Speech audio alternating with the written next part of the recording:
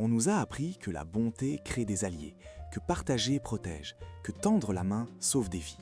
Mais quand tout s'effondre, ces règles disparaissent. Dans une apocalypse, la gentillesse n'est plus une vertu, c'est un signal. Un signal qui dit « j'ai des ressources, j'ai des limites et je n'oserai pas dire non ».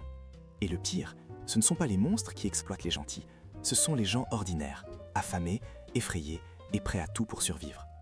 Reste avec moi, parce qu'aujourd'hui, on va voir comment rester humain sans devenir une cible.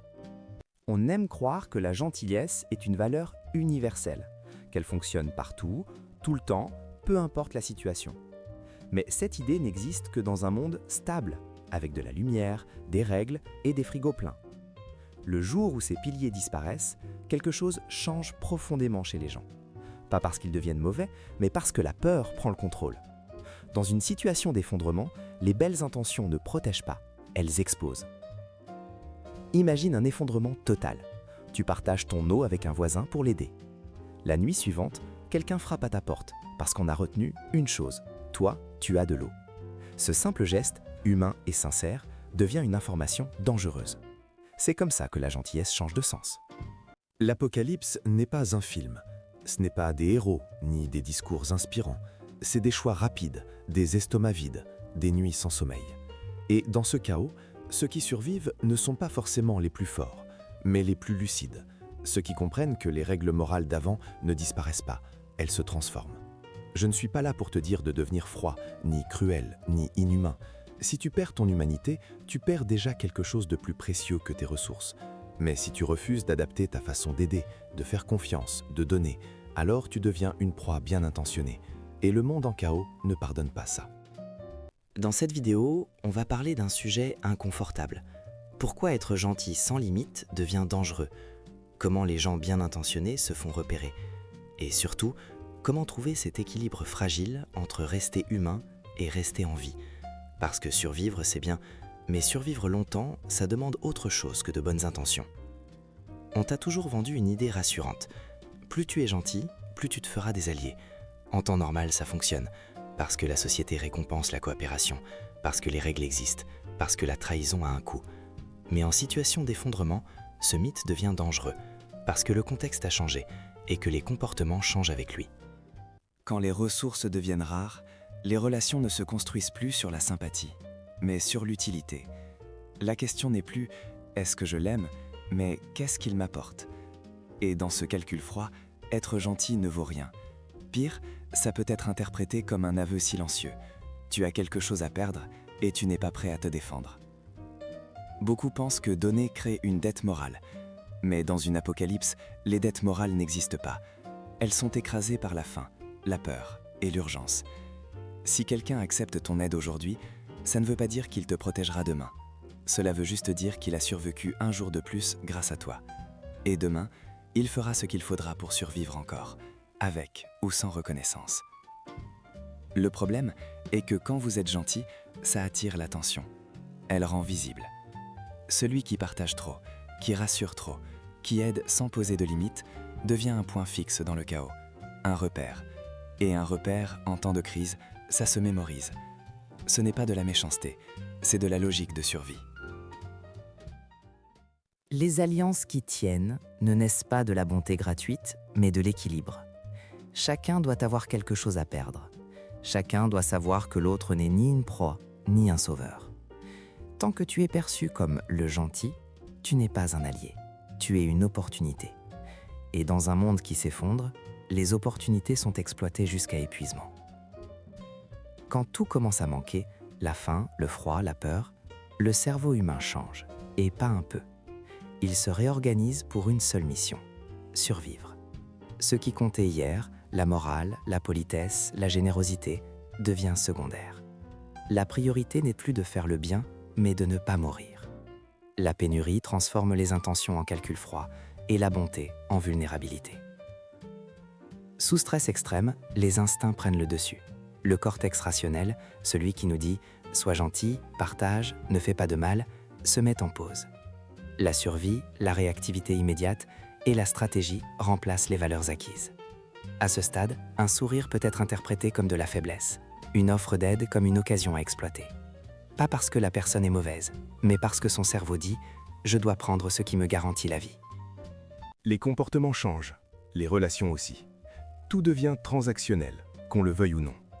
Chaque geste est observé, évalué, pesé. Ce que tu considérais comme une preuve d'amitié ou de confiance devient un indicateur de ressources, un repère pour ceux qui calculent leur prochain mouvement. Paradoxalement, les gens les plus désespérés peuvent être les plus prédateurs, et les plus prudents peuvent devenir les seuls alliés fiables.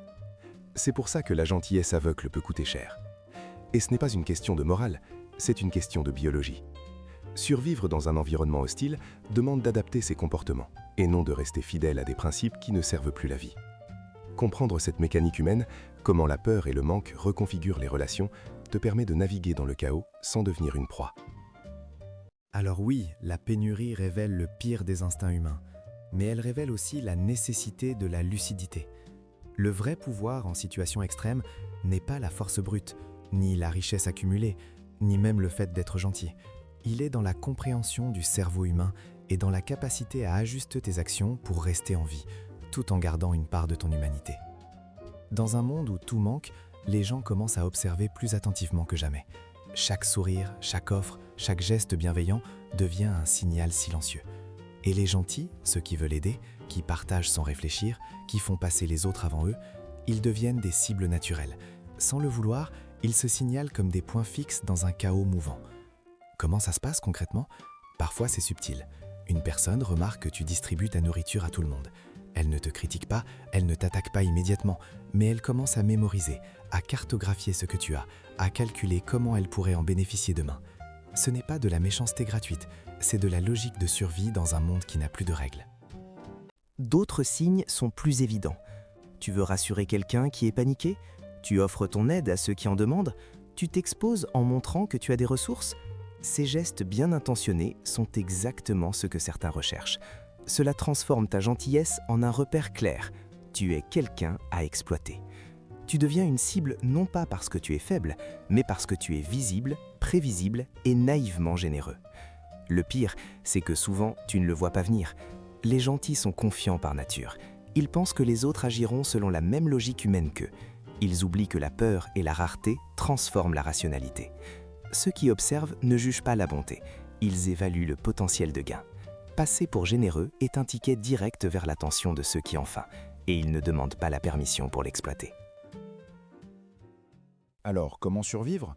Ce n'est pas en arrêtant d'aider ni en devenant froid. C'est en apprenant à contrôler ce que tu montres en public. Aider juste assez, donner juste ce qui ne te met pas en danger, ne jamais révéler l'étendue de tes ressources. C'est un équilibre fragile. Rester humain, mais devenir invisible aux prédateurs invisibles du chaos. Il y a un autre piège auquel les gens tombent facilement lorsqu'ils essaient de survivre. L'extrême opposé à la gentillesse. Essayer de tout contrôler, ne faire confiance à personne, devenir froid, calculateur, inhumain. Ça peut sembler logique au premier abord, mais c'est un chemin dangereux. Et souvent, ceux qui le prennent découvrent rapidement qu'ils perdent plus qu'ils ne gagnent.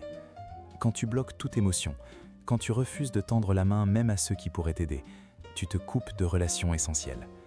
Survivre seul est possible, mais sur le long terme, ça devient un cauchemar. Parce que dans la vraie vie, les situations d'apocalypse ne se règlent jamais complètement par la force. Parfois, tu as besoin de quelqu'un pour surveiller ton dos, partager des informations, échanger des ressources. Et si personne ne te fait confiance, tu es isolé, comme un phare dans la tempête, visible, mais seul.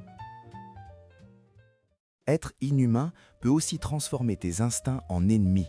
Te sentir supérieur à ceux qui ne comprennent pas ou ne peuvent pas suivre tes règles nourrit l'arrogance et la fatigue mentale.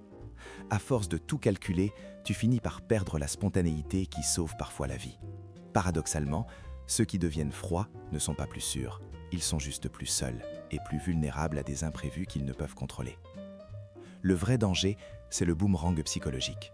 Devenir inhumain peut te protéger d'attaques immédiates, mais cela t'empêche de construire des alliances, des complicités, des réseaux de survie. Tout le monde a besoin de quelqu'un, parfois juste pour écouter, parfois pour partager un savoir ou une stratégie. Quand tu refuses tout contact, tu transformes tes chances de survie en un jeu solitaire, imprévisible et souvent fatal. Alors, la leçon ici est claire. Être cruel pour se protéger est tentant, mais l'extrême opposé à la gentillesse n'est pas une stratégie gagnante. Survivre, ce n'est pas devenir un robot, ni un monstre. C'est rester humain, tout en apprenant à tracer des limites claires et à protéger ce qui compte. Il y a une voie entre la naïveté totale et la cruauté absolue, la gentillesse contrôlée. C'est l'art de rester humain sans devenir une proie. Cela signifie aider, donner, partager, mais toujours avec des limites claires, avec conscience et stratégie. C'est ce qui transforme la bonté d'un handicap en un atout silencieux. La première règle est simple. Donner juste assez. Pas tout, pas tout le temps. Offrir de la nourriture, un conseil, un abri temporaire. Mais jamais assez pour que quelqu'un puisse dépendre entièrement de toi. Tu aides, mais tu ne te mets pas en danger. Tu restes un allié, mais pas une cible. C'est subtil, mais la nuance fait toute la différence. Deuxième règle. Ne jamais montrer l'étendue de tes ressources. Les gens observent, mémorisent, évaluent sans que tu t'en rendes compte.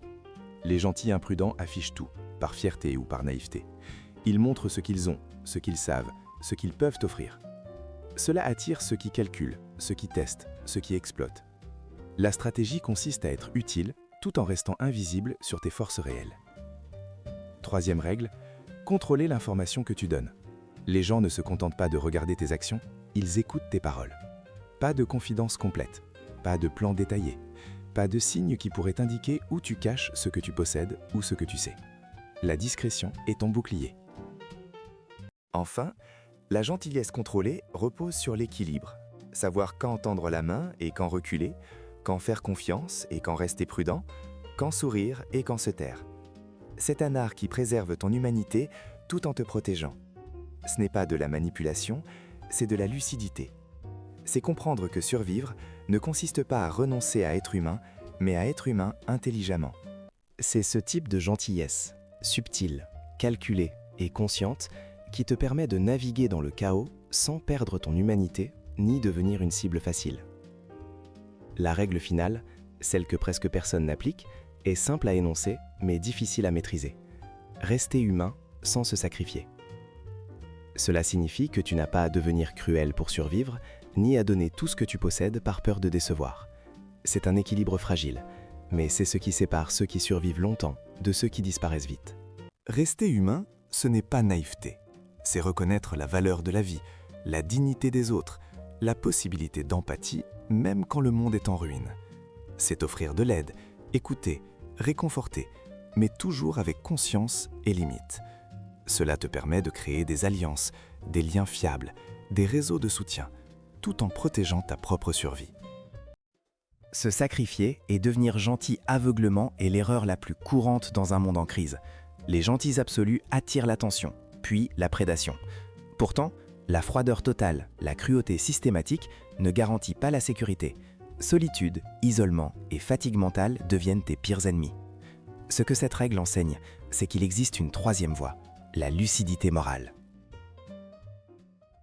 La lucidité morale consiste à choisir où et quand investir ta gentillesse. Tu donnes, mais tu gardes toujours une marge. Tu aides, mais tu n'es que jamais dans une position où tu ne peux pas te défendre. Tu observes, mais tu ne trahis pas tes principes fondamentaux. Tu restes humain, mais tu deviens insaisissable pour ceux qui cherchent à exploiter ta bonté. En pratique, cela veut dire prendre des décisions conscientes à chaque interaction. Qui mérite ma confiance? Quelles informations puis-je partager? Quelle aide puis-je offrir sans compromettre ma sécurité? Chaque choix compte, chaque geste est un signal. Une bienveillance contrôlée, un sourire prudent, une main tendue avec limite. Voilà la stratégie qui te garde vivant. Au final, la survie ne consiste pas à renoncer à ton humanité, mais à l'exercer avec sagesse. C'est ce mélange subtil d'empathie et de prudence qui fait la différence entre ceux qui s'effondrent et ceux qui traversent la tempête intacte, tout en restant eux-mêmes. Alors voilà, ce qu'il faut retenir. Cette histoire de gentillesse dans l'Apocalypse n'est pas une question de bien ou du mal, c'est une question de lucidité. Survivre ne signifie pas devenir un monstre, mais ne pas devenir une proie. C'est comprendre où tracer les limites, quand tendre la main et quand se protéger. C'est rester humain tout en restant prudent. C'est cet équilibre fragile qui fait toute la différence entre survivre quelques jours et survivre longtemps. Si tu as retenu ne serait-ce qu'une règle, une seule leçon de cette vidéo, c'est celle-ci.